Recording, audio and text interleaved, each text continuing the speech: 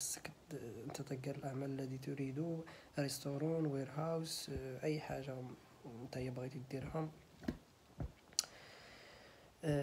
يعني كيقولوا لك ما هي علاقتك بالمستضيف، إن كنت توفر على معلومات عنه كايدي، رخصة السياقات، دفع الضرائب، سيكون ملفك قوي، ولكن الإدلاء بهم عند الضرورة. إذا لاحظتم أن القنصل يسأل كثيرا وأيضا استمارة،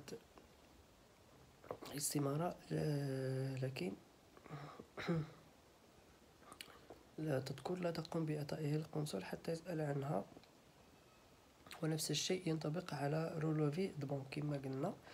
اذا هنا الى لاحظتوا بان القنصل راه ولا يكثر عليك الاسئله وكذا، جبد ليه. اذا سولك على شحال ديال البنك وكذا، شحال ديال الفلوس وكذا، غتجبد ليه الرولوفي البنك. يعني ماشي غيطلبوا لك هويا حتى يبدا يسولك وكذا، الا حتى انه راه ركز معاك وكيسول.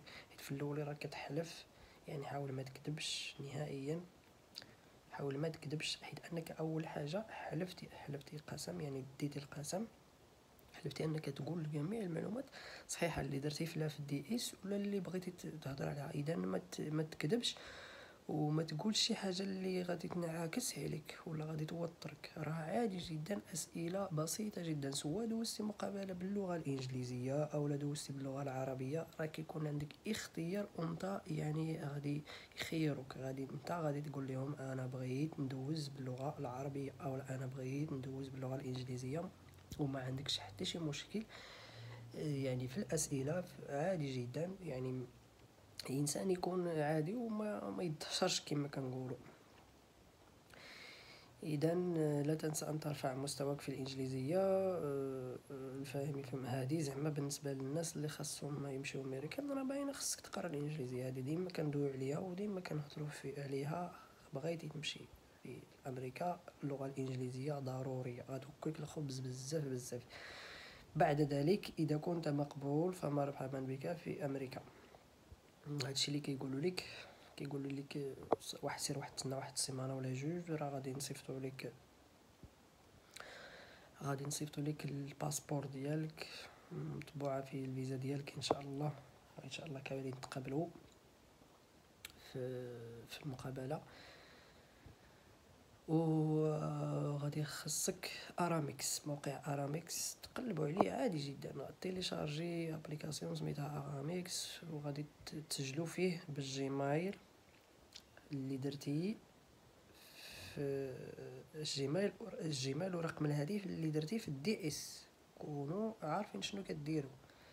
اذا الجيميل غنبداو به من التسجيل الاول ديال القرعه، وغادي نخدموا فيه عاوتاني في الدي اس، وغادي نخدموا فيه عاوتاني في الارامكس باش يوصلنا الى الباسبور ديالنا وما يضيعش. فهمتوني اش بغيت نقول؟ اذا يرسلون جواز السفر الى ارامكس، ويعطيك القنصل ورقه تشرح كيف تتسجل في موقع ارامكس وما المعلومات وتقوم بطلبها واستخراجها وتسلم انها طبع الفيزا في جواز السفر. اذا هنا كل شيء واضح. الاخوان اللي عنده شي سؤال ولا اي حاجه اكتبوا لي في التعليق نجاوبكم ان شاء الله، ماشي مشكل. اذا ساب حاجه، الحصول على الدي في فيزا. الحمد لله، بعد استلام جواز السفر يجب ان نعلم ان فيزا صالحه فقط 6 اشهر من يوم اجتياز الفحص الطبي وليس المقابله. وفي تلك الفتره تحضر الامتعه واجراءاتكم الخاصه والشخصيه وتسافر إلى أمريكا. وإذا تجاوزت 6 أشهر وأنت لا تزال في المغرب سوف تلغى الفيزا. ولا تنسى دفع green cards يعني أونلاين واستخراج الوثيقة عندك أيضا بعد 24 ساعة قبل الرحلة. وأيضا عند صرف المبلغ المأخوذ للدولار في مكتب الصرف تذكر استحب وصل الصرف يسأل عنه في المطار. يعني بالنسبة لهاد الحوايج ديال الجرين كارد مثلا، ولا بالنسبه للجرين كارد هي اللي كتعطيك تما ديال الاقامه الدائمه ديال مده 10 سنوات. يعني اول حاجه بعدا مني كتكون قبلتي وشديتي الباسبور ديالك كطبع فيه البيتزا، عندك 6 ديال الشهور خصك تبقى في المغرب. الا فتي هاد المده ديال 6 شهور راه الفيزا ديالك كتكون ملغيه نهائيا. اذا انت غير غتشد الباسبور غتلقى الفيزا ديالك، غتعرف بلي راه التطبيعات فيها كتبدا ديك 6 شهور كتبدا من يوم اللي دوزتي فيه الفحص الطبي، من موراها غتحسب امتى غتسالي في 6 شهور. في ديك الفتره خصك تهز قلوك وتزيد لامريكا، ما تدورش باقي هنايا.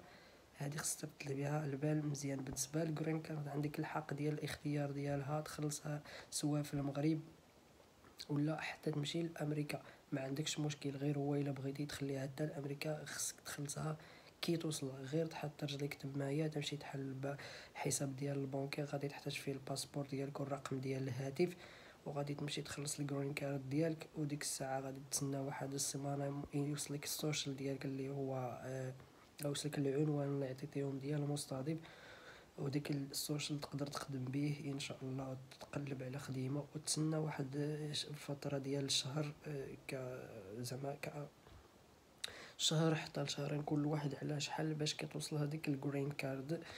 الا ما وصلتكش ولا شي حاجه راه عندك الحق دير الاستفسارات في ديك الساعات، تصوني ليهم كيكون عندك الارقام وكل شيء، ما عندك حتى شي مشكل في هذا الاطار هذا.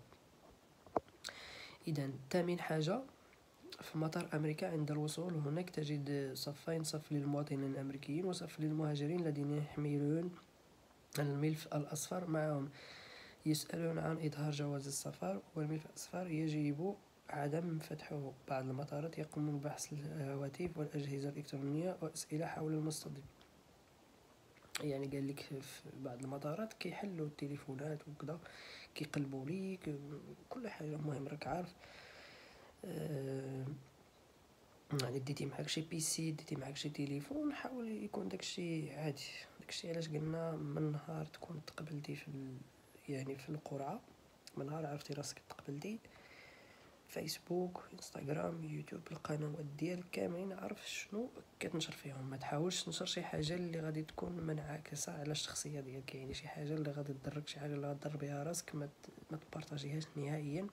حاول تبارطاجي الامور اللي عاديه، الامور هادفه، والناس غادي تستفد معك. اذا هنا غادي نساليو هذا الفيديو الاخوان. اللي باقي عنده شي سؤال ولا ما عارف شي حاجه ولا بغى يسول على شي حاجه يتواصل معايا في لي كومونتير، غير يصيفط ليا ولا انا غادي نجاوب ان شاء الله. واللي بغيتو نديرو عليه فيديو نشرحو ان شاء الله اي حاجه هضروا صيفطوا لي، كتبوا لي في كومونتير ونديرو عليها فيديو ان شاء الله الرحمن الرحيم. اذا شكرا لكم، وما تنساش تشتركوا معنا في القناه الاخوان، وتبارطاجيو اللي كيعرف شي واحد جد في قرعه بارطاجي مع هاد لي زانفورماسيون.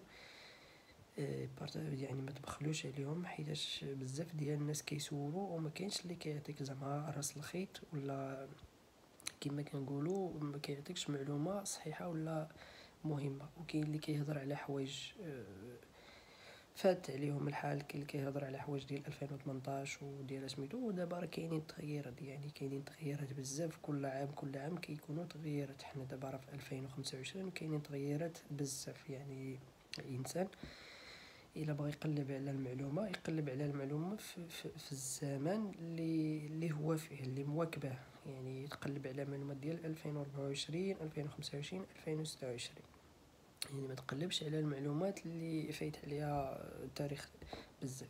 اذا حتى لهنا الاخوان، خلي لكم الراحه، شكرا بزاف.